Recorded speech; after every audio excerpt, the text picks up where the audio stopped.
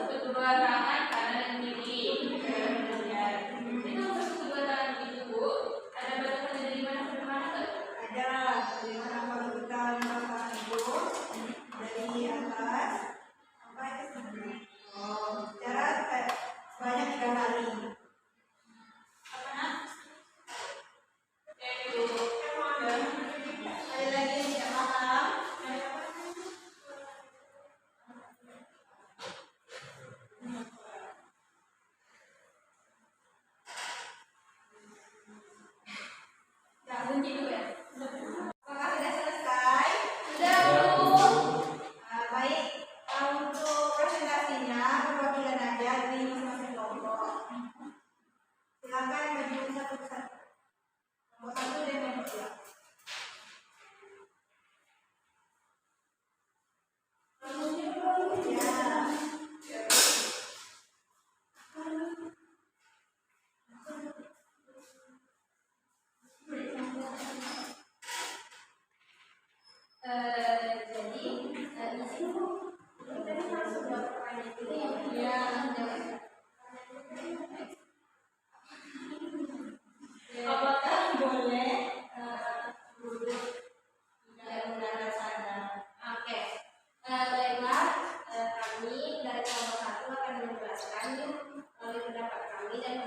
nih tentang apakah seseorang itu boleh atau tidaknya menggunakan alas kaki saat duduk.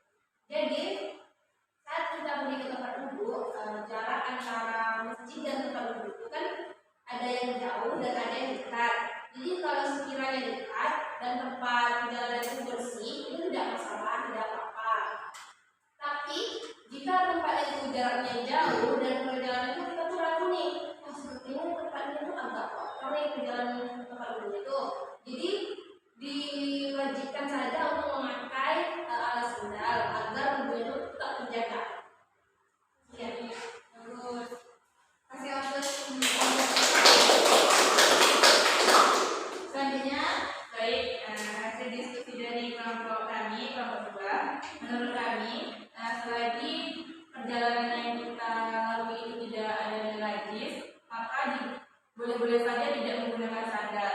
Lalu ada pendapat dari Ustadz yang terkenal yaitu Ustadz Adi Hidayat, bahwasanya beliau memberi pernyataan bahwa